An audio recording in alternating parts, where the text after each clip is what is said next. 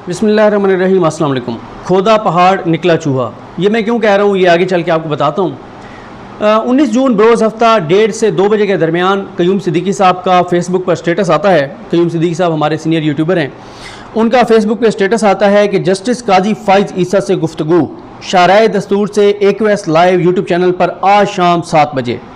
जैसे ही ये उनका फेसबुक पे स्टेटस आता है तो एकदम एक तहलका मच जाता है। ज़ाहिर है ये बहुत बड़ी खबर थी और ये अलग बहस है, कोड ऑफ कंडक्ट इजाज़त देता था नहीं देता था, होना चाहिए था नहीं होना चाहिए था, इस तरह से हाजिर साहब जजेज इंटरव्यू देते हैं नहीं देते, ये मुकम्मल तौर पर एक अलग बहस है। लेकिन ये बहुत बड़ी बात थी कि एक जो है वो हमारे यूट्यूबर जो हैं वो जाकर और काजी फ़ाइज़ साहब का इंटरव्यू करेंगे। और जस्टिस काजी फ़ाइज़ जो आपको पता है कि कितने इस वक्त मुतनाज़ जज हैं, जिनका केस एक बार फिर सुप्रीम कोर्ट में आने वाला है, उसका जो भी फैसला हो और अभी उनका डिटेल जजमेंट आनी है। तो इसके बाद जनाब पूरे पाकिस्तान की नज़रें लग गई कयूम सिद्दीकी साहब के यूट्यूब चैनल पर और उनके ट्विटर पर, उनके फेसबुक पर। मैंने खुद को 20-25 बार जाके उनके यूट्यूब चैनल पर देखा होगा। लोग कॉलें कर करके इंतज़ार कर रहे थे कब आएगा इंटरव्यू, कब आएगा, यानी 7 बजे के बाद। फिर उसके बाद 4:35 पर वो ट्वीट करते हैं एक प्रोमो सा और फिर वो यही कहते हैं कि शाम 7 बजे देखिए काजी फ़ाइज़ ईसा का इंटरव्यू। अच्छा, अब इन तमाम जगहों के ऊपर कहीं पर यह बात नहीं लिखी हुई थी अगले भी ट्वीट्स में कि ये इंटरव्यू काजी फ़ाइज़ ईसा साहब के वालिद काजी मोहम्मद ईसा साहब के मुतालिक है, उनकी ज़ात के मुतालिक है। लेकिन तासुर यही दिया जाता रहा, बताया यही जाता रहा कि बहुत बड़ा इंटरव्यू है और था भी बहुत बड़ा इंटरव्यू। और मैं कहता हूँ हर पाकिस्तानी जो बाखबर है इन चीज़ों से, जो थोड़ा सा भी इंटरेस्ट रखता है काजी फ़ाइज़ साहब के ऊपर तनकीदी हवाले से या उनके हक में, उन सब को इंतज़ार था। अच्छा, फिर जनाब कयूम सिद्दीकी साहब करते हैं जनाब 6:58 पर जस्टिस काजी फ़ाइज़ से गुफ्तगू, कुछ तकनीकी मसाइल थोड़ी ताखीर का बायस बन रहे हैं। मुतअद्दिद कॉल्स आई हैं, इंतज़ार की ज़हमत पर माज़रत ख़्वाह हूँ। मसाइल होते ही नए वक्त के बारे में आगाह करता हूँ, ताखीर की माज़रत कबूल कीजिए।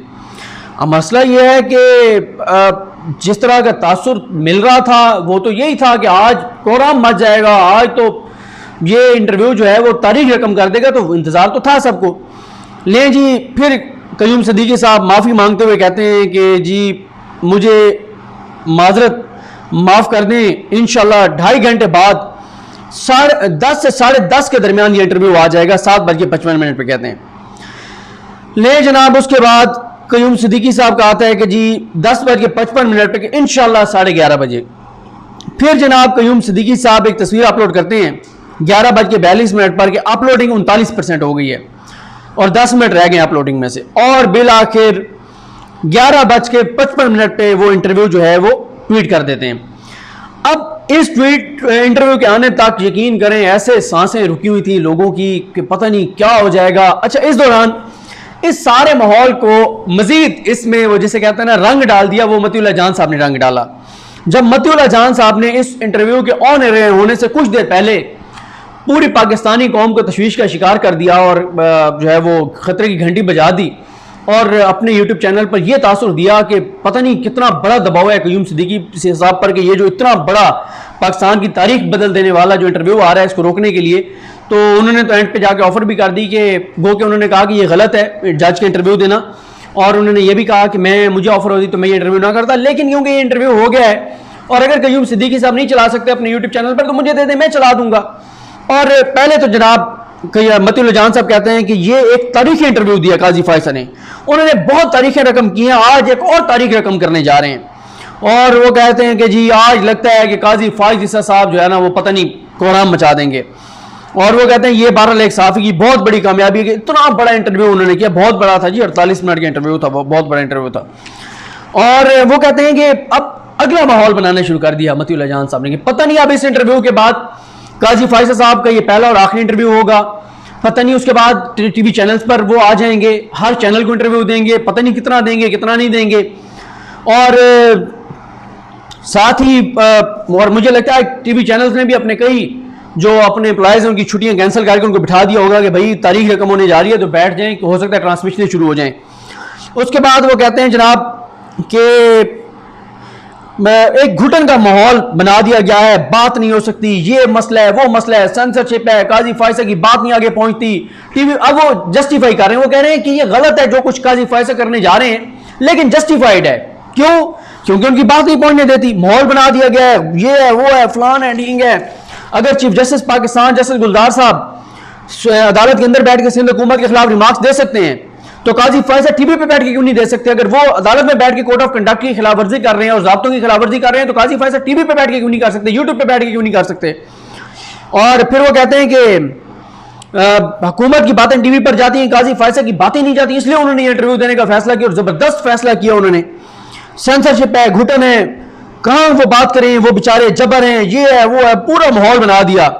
वो लाइव स्ट्रीमिंग चाहते थे, वो भी नहीं की, और कयूम सिद्दीकी पर दबाव होगा, और बहरहाल पूरा जोर लगाया उन्होंने अपना मतीउल्लाह जान साहब ने इस बात को जस्टिफाई करने के लिए कि वो लाइन क्रॉस कर रहे हैं, गलत कर रहे हैं, लेकिन ठीक कर रहे हैं क्योंकि उनके पास कोई और ऑप्शन नहीं है।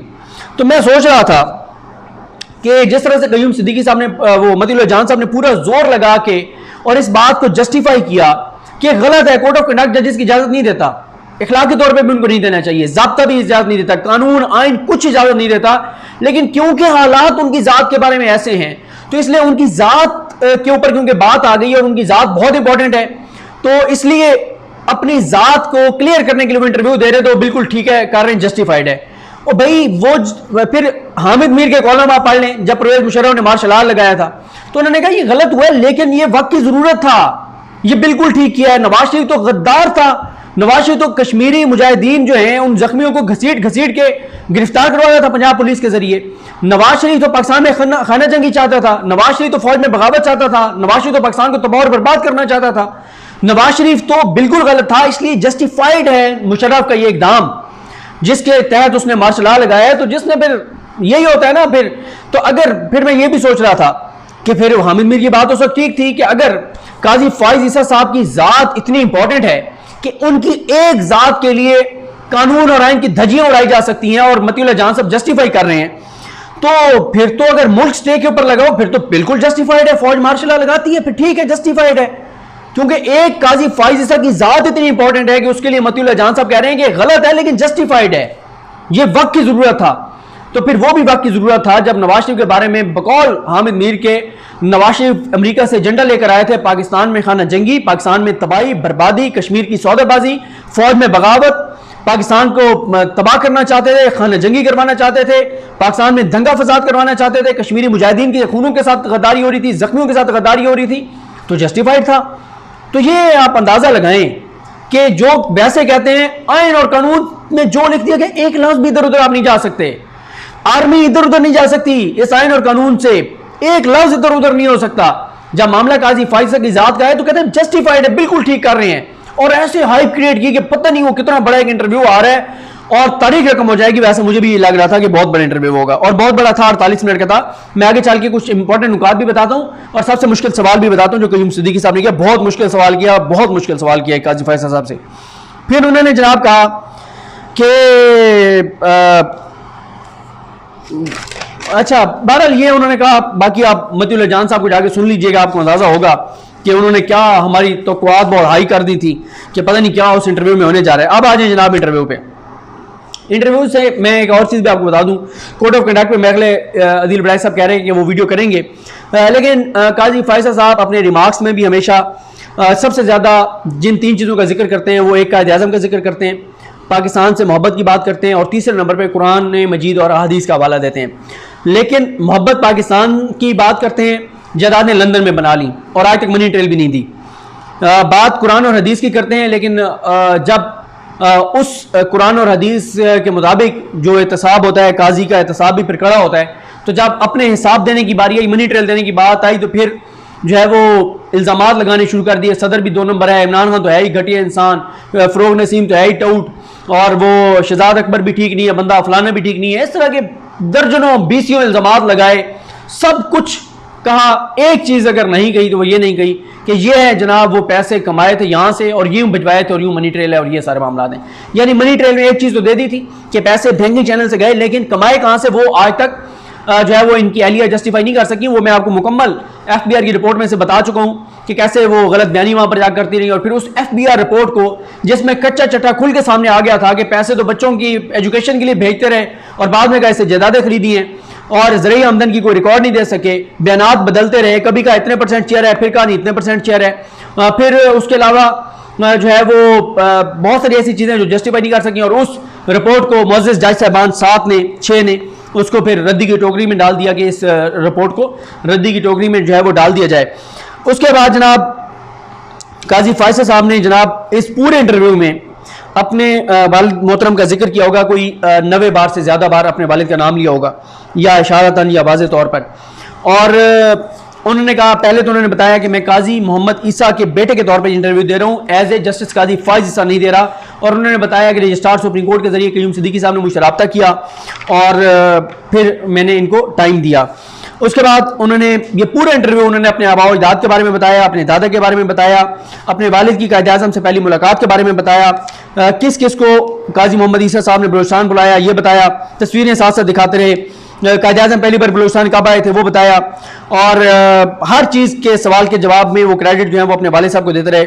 और पूरा एक प्रमोशनल प्रोग्राम था, एक जिस तरह होता है किसी की प्रमोशन का। फिर उन्होंने ये भी बताया कि कायद आज़म आए तो वो जो इर्द गिर्द दरख्त लगे हुए थे, चनार के दरख्त, वो भी उनके दादा ऊँट पर जो है वो लाए थे कंधार से। जो क़य्यूम सिद्दीकी साहब ने सबसे सख्त सवाल पूछा ना, जो मेरी नज़र में मैं कहता हूँ सबसे सख्त सवाल था, सबसे सख्त सवाल क़य्यूम सिद्दीकी साहब का ये था जब उन्होंने ये पूछा कि शेरवानी तो वो पहनते थे आपके वालिद, लेकिन जनाब कैप भी उन्होंने जो है वो कायद आज़म की तरह पहनी हुई होती थी, बिल्कुल उसी तरह से जैसे कायद आज़म की होती थी। क्या ये पहले से एक दूसरे के साथ कम्युनिकेट करते थे आपके वालिद और कायद आज़म? तो यानी काजी मोहम्मद ईसा साहब की टोपी का जो सवाल है वो सबसे सख्त सवाल था, जो मुझे उस पूरे इंटरव्यू में सबसे सख्त सवाल लगा, कि बड़ा हैरान कुन तौर पे था कि काजी मोहम्मद ईसा साहब की टोपी के हवाले से ये बहुत बहरहाल एक सख्त सवाल था जो क़य्यूम सिद्दीकी साहब ने पूछा उनसे। और जो है वो और इतने सख्त उन्होंने सवाल पूछे और गैर मुतवक्के सवाल थे कि जो सवाल वो पूछते थे उसका जवाब आगे खुला हुआ पड़ा होता था काजी फैसल साहब के पास। जो सवाल पूछते थे वो कहते थे हाँ ये उसका जवाब है, ये उसका, मतलब पूरा वो उनकी टेबल पे जो सवालों के जवाब थे वो पहले उन्होंने तैयार कर रखे हुए थे, बड़े क्योंकि लाइक हैं काजी फैसल साहब। तो जो उन्होंने जो है वो सवाल पूछा उसका जवाब उनके पास पहले वो सामने पड़ा हुआ था। उसके बाद जनाब उसके बाद जो है ना उन्होंने बताया काजी फैसल साहब ने कि उनके वालिद साहब का किरदार से बलूचिस्तान की मुस्लिम लीग में नहीं था, सरहद में भी था, यानी जो अब KP के हैदर भी था, और उसमें भी उनके वालिद साहब का किरदार था। और अपनी बेटी के बारे में बताया कि वो पहली फीमेल हैं बार एट लॉ जिन्होंने किया बलूचिस्तान से। फिर उन्होंने बताया कि उनके वालिद साहब की सिर्फ बलूचिस्तान और सूबा सरहद के लिए खिदमत नहीं थी मुस्लिम लीग के लिए, बर सगीर में भी उनकी किरदार था। और जो इसके अलावा उन्होंने इंपॉर्टेंट बात की वो ये थी कि हमने पाकिस्तान को दिया सब कुछ है लेकिन पाकिस्तान से लिया कुछ नहीं है। काश के काजी फैसल साहब को कोई ये कह सकता कि आज अगर आप एक 48 मिनट के इंटरव्यू में 90 बार से ज़ायद अपने वालिद का नाम ले रहे हैं तो उसकी वजह ये पाकिस्तान ही है, क्योंकि आप यही उनको बार बार क्रेडिट दे रहे हैं ना कि पाकिस्तान पाकिस्तान पाकिस्तान, और उन्होंने पाकिस्तान की वजह से ही जो है वो पाकिस्तान के लिए किया, पाकिस्तान के लिए। तो आज अगर वो आप उनका इतने फ़ख्र से नाम ले रहे हैं तो पाकिस्तान की वजह से ही है। तो इस मुल्क ने बहुत कुछ दिया है, लेकिन वो कहते हैं कि जी ये पहले अपने एक वो दलाइल में भी ये बात दे रहे, दलाइल में भी ये बात कही थी कि हमने पाकिस्तान से लिया कुछ नहीं है, पाकिस्तान को दिया ही दिया है। और ये एक मामला है, तो देखते हैं आप लोगों के इसके ऊपर क्या राय है। मैं तो यही कहूँगा कि खोदा पहाड़ निकला चूहा, एक जो तासुर था, जो पूरा हमारे लिबरल माफिया को इंतज़ार था कि पता नहीं आज उड़ा कर रख देंगे जजेस को और हुकूमत को। तो अगर यही आपने करना था तो आप पहले बता देते ट्वीट में कि उनका ये इंटरव्यू उनके वालिद साहब के हवाले से होगा और एक उनकी प्रमोशन के लिए, उनकी तशहीर के लिए होगा। और तासुर ट्वीट से यही मिलता रहा कि बहुत खौफनाक इंटरव्यू होने जा रहा है, बहुत तहलका मचने जा रहा है। देखने हम भी गए पर तमाशा ना हुआ। मुझे अपनी दुआ में याद रखें। अलगरीम हम सब का हमें नसरो। अल्लाह हाफ़िज़।